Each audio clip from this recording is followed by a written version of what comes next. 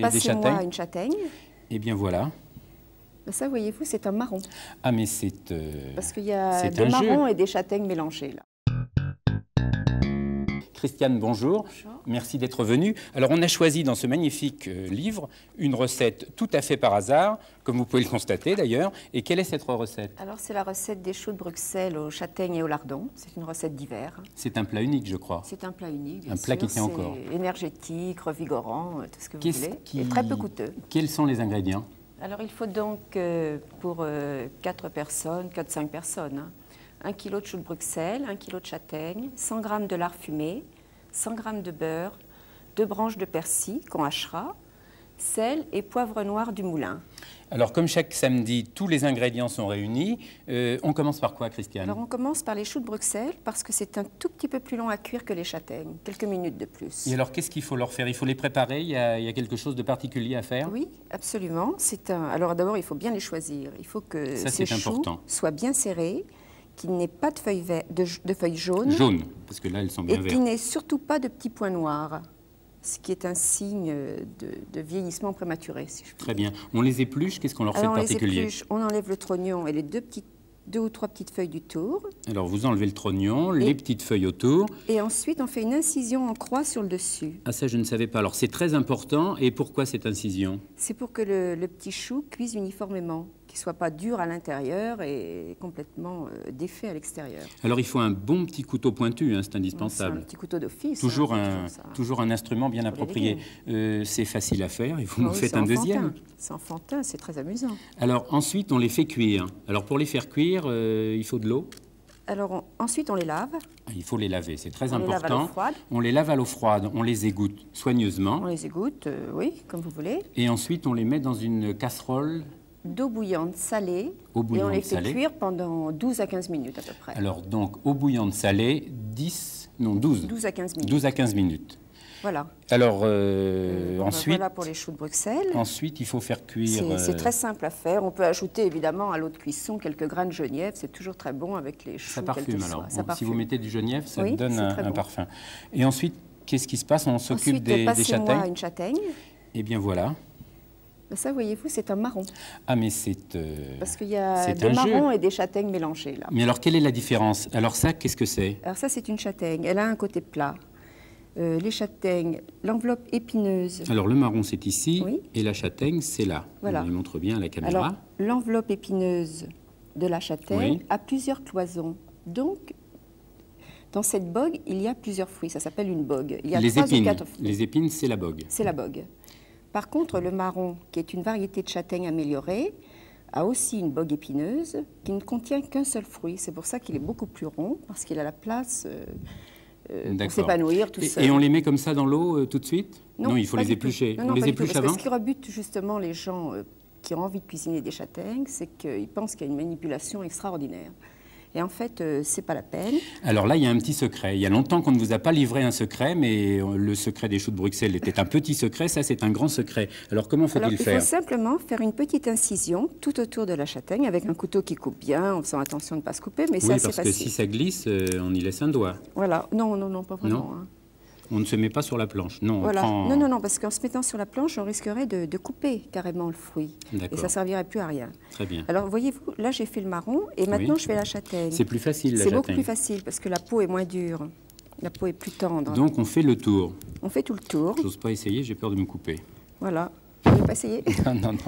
On a triché, on en a déjà préparé quelques-unes. Oui. Alors, donc, vous allez les faire cuire. Alors, toujours le même procédé, 10 minutes dans l'eau bouillante ou un peu plus? Alors là, 10-12 minutes. 10-12 minutes. Pas plus. Alors, je les mets donc à cuire dans l'eau qui bout déjà. Voilà. Très bien. Et pendant ce temps-là, Christiane, alors, qu'est-ce qu'il nous reste à préparer? Eh bien, ensuite, je vais couper des petits lardons de lard fumé. Vous prenez... Ça, c'est du lard fumé? C'est du lard fumé, oui. Très bien. Alors, il faut couper des lardons le plus finement possible. Le plus finement possible. Mais ça, c'est vite fait. Voilà. On va couper quelques-uns, là, pour commencer. Et alors, vous allez les faire cuire également? Quand on fait des lardons, oui. Il faut toujours qu'ils soient coupés très fins. La longueur importe peu, mais il ne faut pas qu'ils soient épais, sinon ils mettent beaucoup trop longtemps à cuire. Donc, des lardons finement coupés. Oui, moi, Non, c'est bien, ça, c'est la bonne taille. Absolument. Alors on prend du lard fumé pas trop maigre, pas trop gras, je veux dire. Du lard fumé, vous savez, le gras, il va le perdre. Hein. Oui. On va le faire cuire un petit peu, avec un petit morceau de beurre. Très bien. Les choux, comme les châtaignes, c'est quand même un tout petit peu sec. Et il faut qu'ils aient un petit peu de Alors graisse. là, vous allez mettre le lard fumé à revenir dans un peu de beurre. Je prends donc cette petite sauteuse. Alors là, je vous passe le beurre. Je mets d'abord les petits lardons. Alors on met les lardons, on met le beurre en même temps, c'est pas Je mets le beurre en gênant. même temps, mais je le coupe toujours un peu, le beurre. Moi, j'aime pas mettre des gros morceaux de beurre comme ça, c'est long à fondre. Donc plus les morceaux de beurre sont petits, plus ils fondent facilement. Voilà. Voilà, un peu de spatule en bois. Oui. Alors, et puis sur un feu pas trop vif, hein, là. Alors là, feu doux. À feu doux, oui. Feu tout à fait doux. C'est vraiment doux, là. Hein. Attendez, je vais vous aider parce que Voilà, j'ai mon brevet pour les plaques. Vous ne l'avez pas parce que vous n'avez pas du tout les mêmes instruments dans votre cuisine.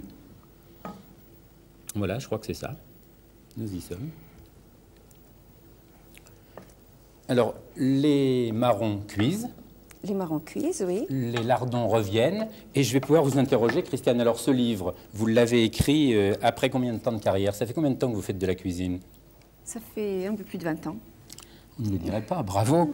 Et alors, c'est un livre de recettes faciles où tout est recensé. C'est-à-dire que vous avez les entrées, les plats de résistance. Oui. Il y a également quelques desserts. Il y a des magnifiques photos avec des...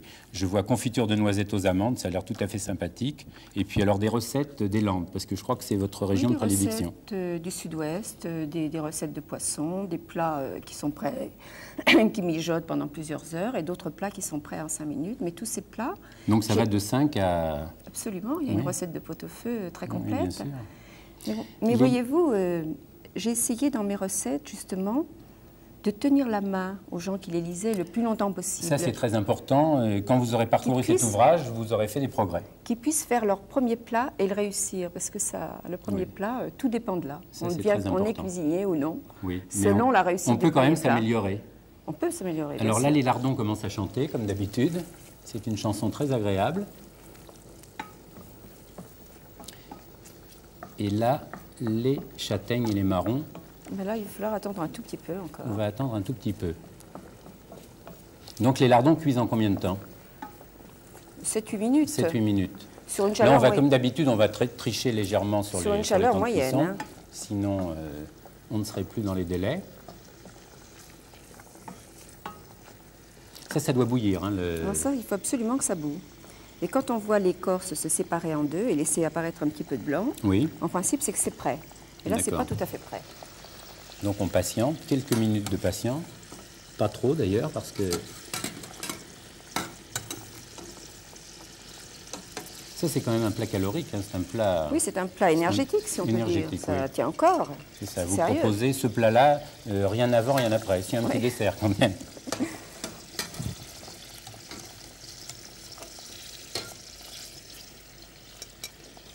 Et là, vous allez reprendre le même économe. Je vais ranger le petit morceau de lard qui nous reste. Voilà, alors là, bon, Alors là, c'est la magie et c'est vraiment en direct, je vous le garantis. Regardez, les marrons se défont tout seuls. Ils se défont tout seuls et avec ces marrons, vous pouvez faire des marrons glacés, vous pouvez faire des marrons braisés. Donc il suffit de les inciser tout le tour et on obtient des marrons parfaits. Entiers. En principe, il suffit d'appuyer là-dessus pour qu'ils sortent tout seuls. Alors on en a préparé quelques-uns. C'est un petit truc. Mais c'est un truc que je ne connaissais pas et je pense qu'il n'y a peut-être pas beaucoup de téléspectateurs qui le connaissent. Non, vous ne m'aurez pas invité pour rien. Merci, c'est tout à fait facile. Ça, je vais peut-être essayer d'en décortiquer un. Oui, alors il faut le faire à chaud. Surtout, il ne faut pas faire ça et laisser refroidir les marrons. Vous voyez, je n'ai pas votre dextérité. Les peaux se recollent. Oui. Oui, c'est enfantin. C'est pas tout à fait comme Christiane Massia, mais... Si, voyez-vous, il n'est pas cassé, je suis de bonne volonté. Non, il n'est pas cassé. Bravo. Donc on va les mettre avec les autres. Alors ceux-là ont été cuits au préalable. Bon, alors vous me passez les choux de Bruxelles. Alors les choux de Bruxelles qui ont été nettoyés, qui ont été lavés, essorés et qui sont parfaitement cuits. Alors là vous incorporez... Bon, je mets tout ça dans ma petite sauteuse. Les choux de Bruxelles. Alors tout va rissoler en même temps. Tout va rissoler. Il faut même que ce soit un tout petit peu doré tout autour. Donc il faut que tout dore. Tout dort, voilà. Moi, pour que ce soit à peu près équilibré, je crois que j'en ai assez. Vous en avez assez. Bon. Vous me donnerez le sel et le poivre quand vous aurez une minute. Ça, je suis spécialiste. Je passe très bien le sel et très bien le poivre. Le sel, peut-être qu'on n'en a pas besoin, mais enfin, je trouve que c'est très bon du sel cru. Oui, c'est meilleur. Sur les légumes, Ça c'est donne, très bon. Ça donne du goût. Stéphane, je vais vous poser une question. Qu'est-ce qu'on va boire avec cette recette? Parce que vous nous avez apporté une bouteille de vin. Il y a marqué Tursan sur l'étiquette. Alors, le Tursan, c'est un vin des Landes. C'est un vin des Landes, c'est ce qu'on appelait autrefois le vin de sable, et celui-ci est particulièrement bon. Il vient d'un petit viticulteur, je ne dis pas le nom. Alors, fidèle à nos principes, c'est un vin bon marché que l'on trouve dans pas mal de supermarchés et dans pas mal de caves. Retenez bien ce nom, parce qu'il n'est pas très connu, c'est un nom qui chante, donc le Tursan. J'ai envie de le goûter, là, je ne le fais jamais. Ça ne m'arrive pas souvent, mais...